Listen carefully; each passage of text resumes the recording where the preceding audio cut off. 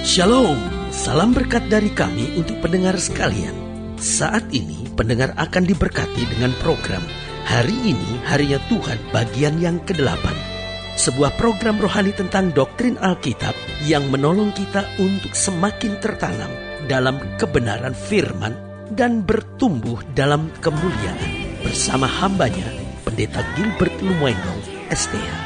Banyak orang merasa doktrin Alkitab sebagai sesuatu yang membingungkan. Tetapi tahukah saudara bahwa doktrin Alkitab intinya adalah memahami Alkitab dengan benar, dengan pemahaman yang sistematis, sehingga kita terus dapat tertanam di dalam kebenaran firman, sehingga kita terus bertumbuh di dalam kemuliaan Allah. Buka hati saudara sekalian untuk menerima berkat-berkat firman-Nya hari ini.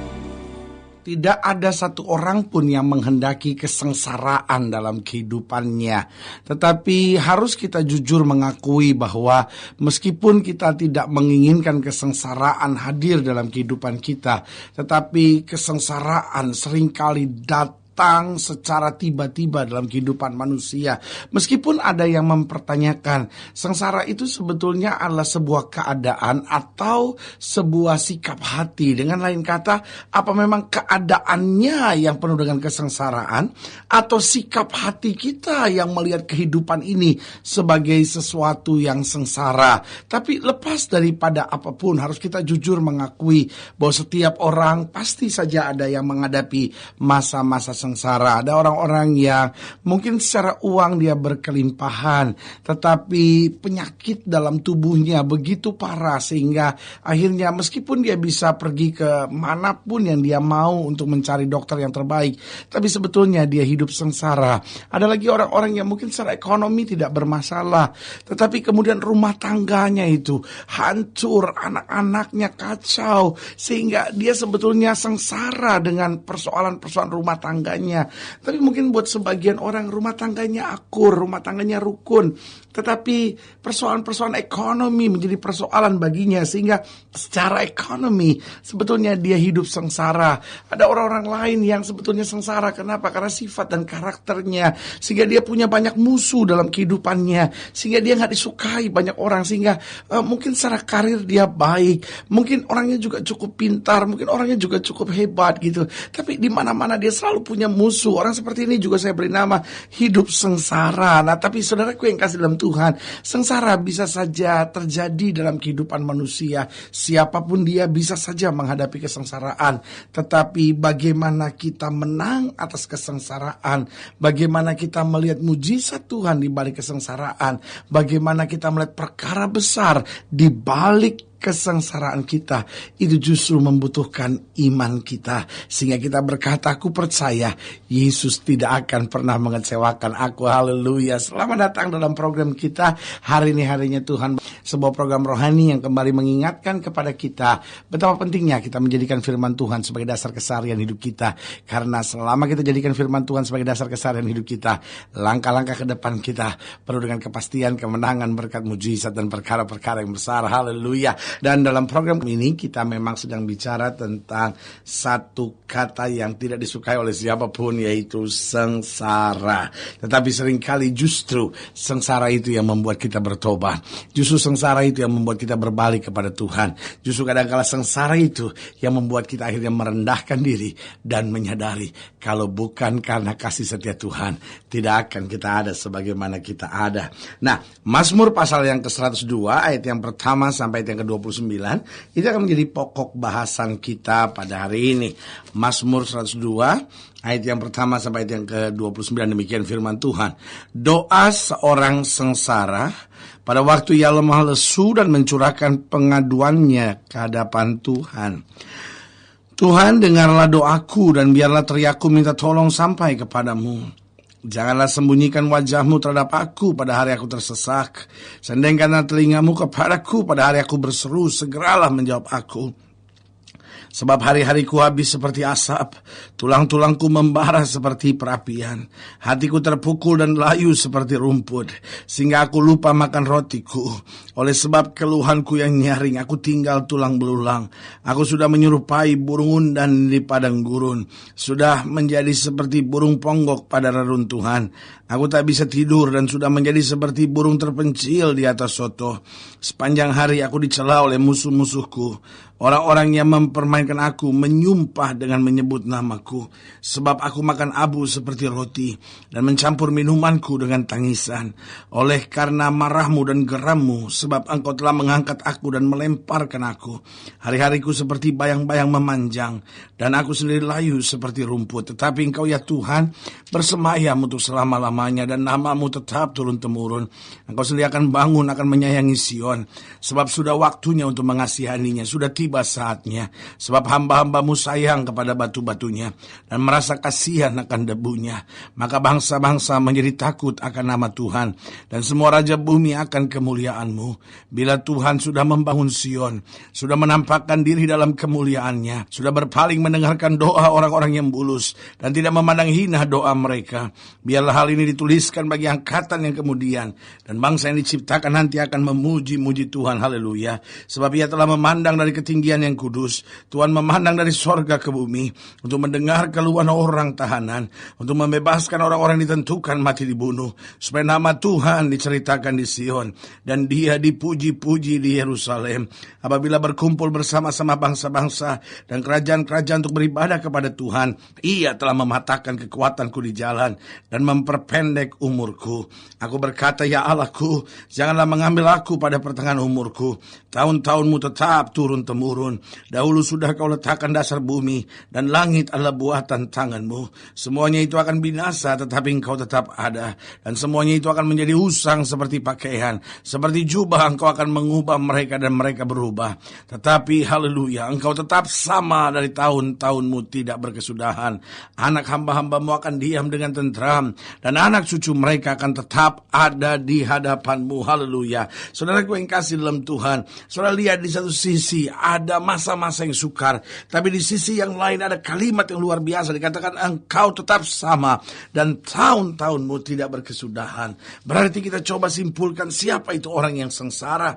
Yang pertama, orang yang sengsara adalah orang yang selalu merasa seperti Tuhan tidak menjawab doanya. Makanya di ayat yang kedua dan ketiga dikatakan, Tuhan dengarlah doaku dan biarlah teriakku minta tolong sampai kepadamu.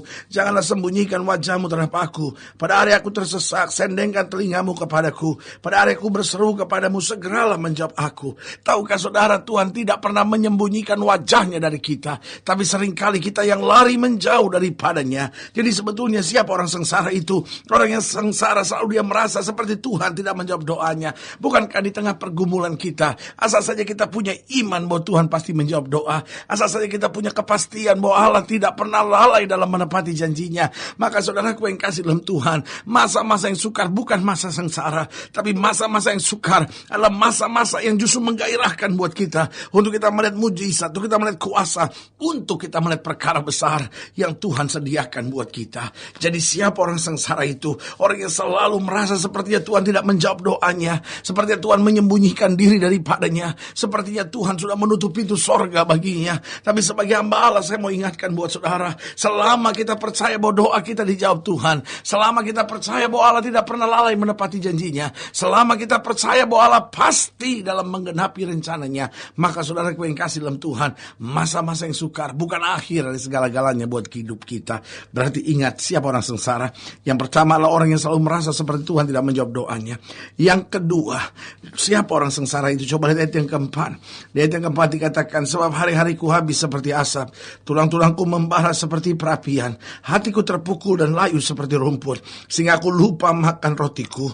Oleh sebab keluhanku yang nyaring, aku tinggal tulang belulang. Aku sudah menyerupai burung undan di padang gurun, sudah menjadi seperti burung ponggok pada reruntuhan. Aku tak bisa tidur dan sudah menjadi seperti burung terpencil di atas soto.